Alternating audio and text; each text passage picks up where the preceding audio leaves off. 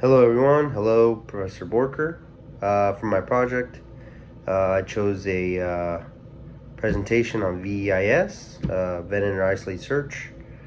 For this, it'd be one of the classic trainings of, first we'll have a classroom portion, um, regular table chairs with the projector, screen, whiteboard, um, a couple videos to show helmet cam videos of people doing VEIS, and some good training videos that I found on YouTube of other departments who are pretty savvy in VEIS.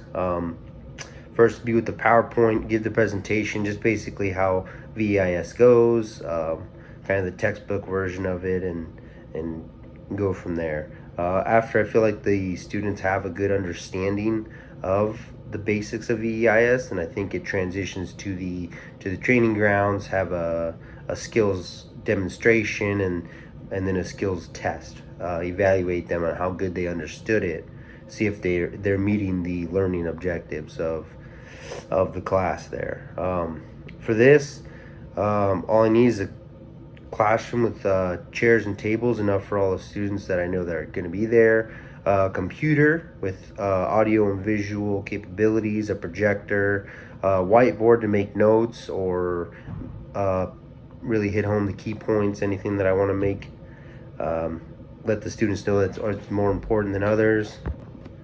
For the training portion of the class, we'll need a training tower, preferably one that's 2 stories, kind of help get the students a feel of doing Venn or search on a 2-story from a ladder. They'll need their turnouts, SCBA with their mask, gloves, helmet, a ladder, preferably a 24-footer extension to be able to reach that 2nd story. You probably don't need more than a 2nd story. You can simulate a 3rd story and 2nd story, but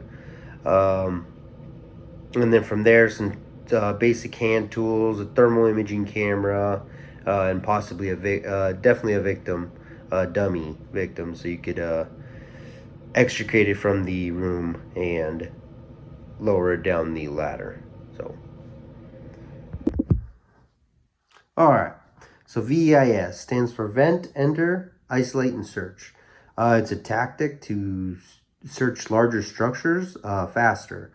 Better for the victims. It's tried and true. There's a bunch of research accounts from other departments who have had success in doing VEIS and good outcome with victim rescues. So it's proven it works, and I think a lot of departments around the country use it constantly. So VEIS, begin with VEIS. It comes with a good size up. Without a good size up, it's hard to know where to start, and sometimes that can lead you to starting in the wrong part of the structure, right? So it's gonna be good in 1-story and 2-story structures. I think this is huge for apartment complexes, and you could have multiple companies doing VEIS at one time, whether maybe a couple on the Alpha side and couple on the Charlie side, depending on how big the structure is that we're going into. So 1-story makes it a lot easier, no ladder or anything. So when choosing the right window, you want to choose the one that's closer with viable lives in there, right? Closest to the fire, I should say, that has viable lives in it, right? Very important to note fire conditions, whether there's fire blowing out one of the windows, whether it's charged, you can see the charring on some of the windows, start burning that glass, real pressurized smoke. Just know that when you do vent, it will change the flow path, add oxygen, maybe to an oxygen starved fire. So it's important to get a good size up in 360 before you start doing VEIS. All right, so first off, it's vent. V is for vent. So first, depending on where you are, if you're doing 2nd story, you want to put that ladder, the tips, right under the windowsill as if we're in rescue mode, right? For performing a rescue. Because essentially that's what we're trying to do, right? We're trying to find victims, quickly and efficiently. All right, so once you got your ladder in place, or you have the right window chosen out, it's time to vent, right? So you break your glass, make sure there's no glass in the windowsill, especially if we're bringing victims out. We don't want to cut them, we don't want to cut ourselves. Just be very aware that you are changing the flow path when we break these windows, right? So that goes back, know your fire conditions prior to you breaking this glass. And it's got to be quick, right? It's got to be quick. We vent, and then we got to isolate it from the rest. So once it's vented, it's time for enter, right? So before we enter, we always want to feel if there's a victim there. Before we start pounding and sounding the ground, we want to make sure there's no victims there. So we're feeling for victims prior to sounding. You want to sound because, especially if you're on a second story or there's a basement below, you don't want to be falling through the floor. So it's very important that we sound the floor, make sure it's solid enough for to dive in, right? All right, so once you know the floor is sounded, it's safe for you to go in. It's time to go in. You go in, make sure you don't hurt yourself on the way in.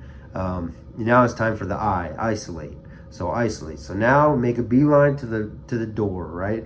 The door that isolates that room from the rest of the structure that's on fire. By doing this, you're closing the door, you're isolating that room and stopping that flow path, right? Or at least slowing it down. Doing this, it buys you a lot more time, right? If you're leaving it open, that flow path, that smoke, the flames, it's all going to the path of least resistance, which is now probably that window that we just vented, right? Especially if it's oxygen deprived fire, right? We're just feeding it fuel now. So beeline, get to that door and just quick peek in the hallway, make sure there's no victim right next to that door, and then shut it. And now at that time, while you're doing that, while you're getting to the door, your company officer gets on the tip of that ladder with the tick, helping you guide you to the door if they need to. Getting temperatures in the room, make sure it's seeing if they can see anybody with any victims with the tick, the thermal imaging camera, and continuing to check temperatures and integrity of the door while the search is being conducted. All right, so once that door is isolated, now we start with the search, right? Now you can do a left-handed search, right-handed search, whatever is going to be most efficient for you, right? You can do the search, make sure we're getting under everything in all the doors. You don't want to leave the room. You want to stay in the room that you're in for safety purposes, right? If you start going off, you're essentially getting yourself lost because the rest of your crew is on that ladder. All right, so once that search is done, it's time to move on, right? So we move on, we leave that door closed, everybody makes their way down the ladder. The ladders move to the next window, and then you start you do the same process over again, right? It's important to keep isolating those doors, keep that flow path as close as possible, so the fire doesn't come towards more victims, more firefighters, causing unsafe situations for firefighters and victims. All right, and all right, so that's all I got for the presentation. Thank you guys for watching. Thank you for the opportunity.